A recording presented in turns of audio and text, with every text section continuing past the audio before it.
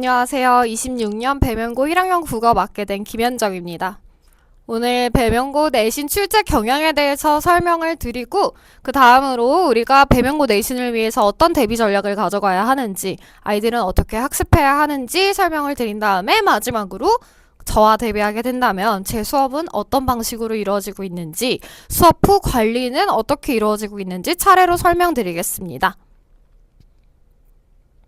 첫 번째, 내신 출제 경향을 문항별로 나눠서 분석을 해보겠습니다. 배명고 문제는 선택형과 서답형으로 이루어져 있고요. 선택형은 20문제에서 23문제 정도, 서답형은 5문제에서 7문제 정도로 구성이 되어 있습니다. 그래서 저희가 선택형 먼저 보겠습니다. 선택형을 보면 저희가 배명고에서 가장 두드러지는 특징은 내신형 문제들이 줄을 이룬다는 점입니다.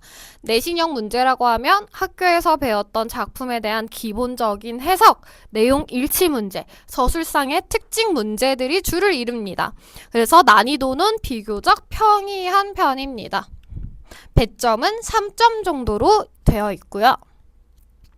그다음에 또 내신형의 특징 중에 하나는 연계가 되지 않는다는 점입니다.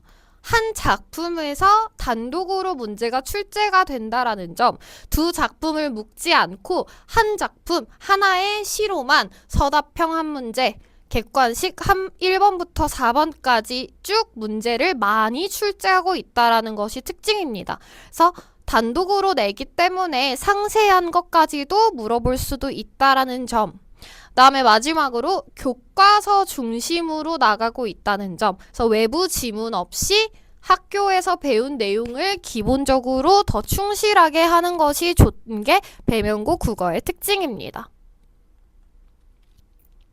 그 다음으로 문법입니다. 문법도 난이도는 평이하게 나오고 있습니다. 다만 보기가 2개가 주어지고요. 이 중에서 보기 2에서 기역, 니은, 디귿, 리을을 모두 고르시오. 모두 묶은 것으로 옳은 것은 이라는 식으로 실수를 유발할 수 있는 문제들로 출제가 되고 있습니다. 그래서 모두 고르시오의 형태가 많다라는 점이 특징입니다.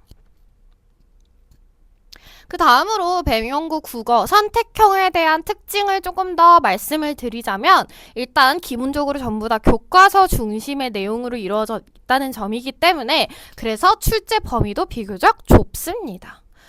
또한 문학에 집중된 것이 아닌, 문법에 편중된 것이 아닌 전 영역에서 고르게 출제된 균형형 시험이다 라고 말을 할 수가 있겠습니다.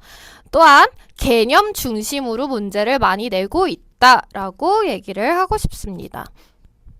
그 다음으로는 서답형 문항을 좀 분석을 해보겠습니다. 서답형은 선택형에 비해서는 조금 어렵게 출제가 되고 있습니다. 우선 단답형 문제의 비율이 높지 않습니다. 단답형이라고 하면 문제에서 요구하는 바를 본문에서 찾아쓰기만 하면 되는 것들이나 기본적인 개념을 적기만 하면 되는 것들이 단답형의 유형인데, 배명고 국어는 서술 능력을 요구하는 문제들이 줄을 이루었습니다. 그래서 이 나에서 본문에 있는 나의 질문의 형식이지만 의문만이 아닌 다른 2가지 기능을 수행하고 있다. 그 기능을 각각 서술하시오라고 문제가 출제가 되어 있습니다. 그래서 조건이 구체적이지 않다라는 점. 각 2점으로 부분 점수에 대한 안내는 하고 있지만 한 문장으로 서술하시오, 한 단어로 서술하시오 이런 식으로 나와 있지가 않습니다.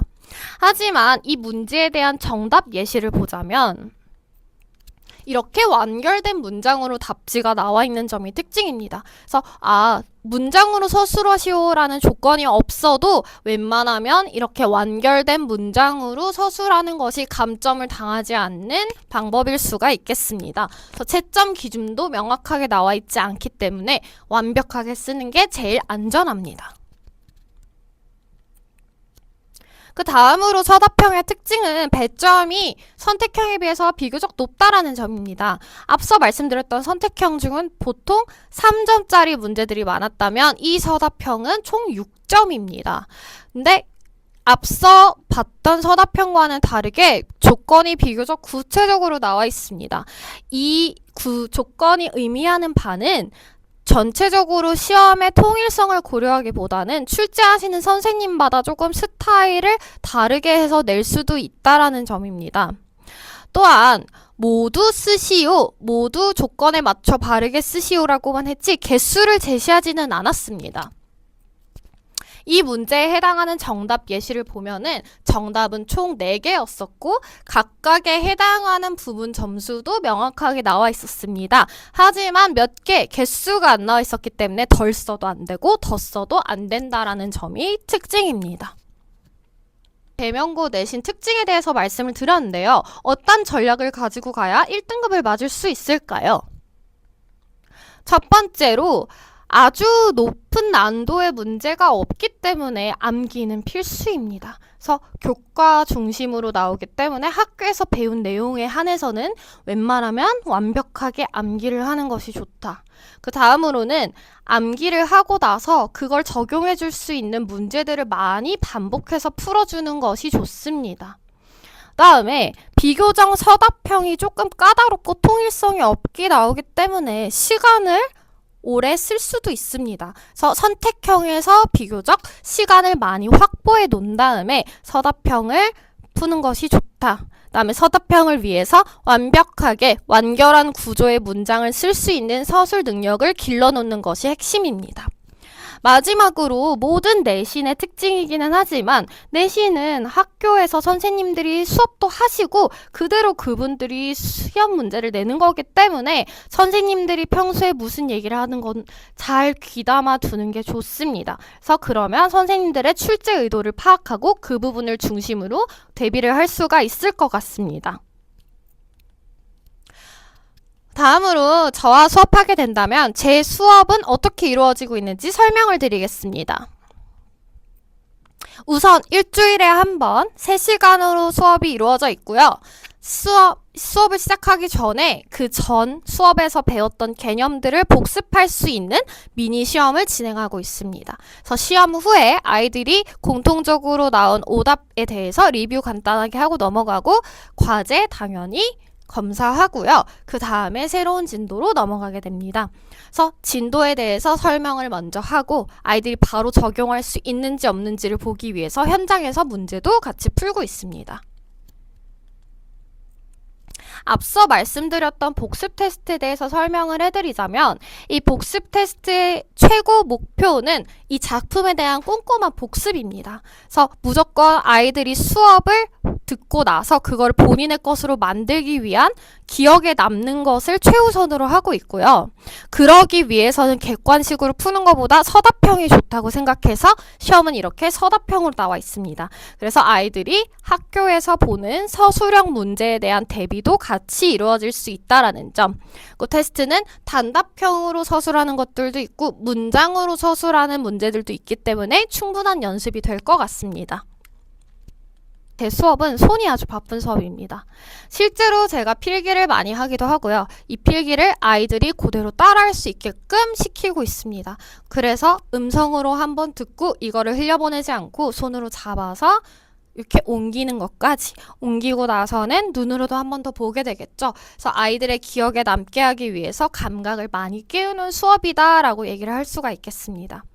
또한 아이들이 질문이 생기면 언제든지 질문을 할 수 있게 하고 있고요. 저도 수업을 하면서 아이들에게 얘들아 이거 저번에 배웠던 거 뭐지? 하면서 질문을 던지면서 이해도를 확인하는 수업입니다. 그래서 질문이 많이 오가는 수업이다. 그렇기 때문에 실시간으로 질의응답을 진행하고 있습니다. 아이들이 질문이 생기면 언제나 저에게 와서 물어볼 수 있도록 카톡이나 전화도 되고요. 문자도 되고요. 어떤 방법으로든 다 질의응답을 실시간으로 하고 있습니다. 그래서 실제 아이가 내신 시험 전날에 저랑 밤새 나눴던 문자인데 아이가 선생님 5번이 답인데 왜 4번이 안 되는지 모르겠어요 라고 질문을 하면 그에 대한 상세한 답을 이렇게 남기고 있습니다. 그래서 아이가 다음날 일어나서라도 볼 수 있게 반드시 남기고 있다라는 점.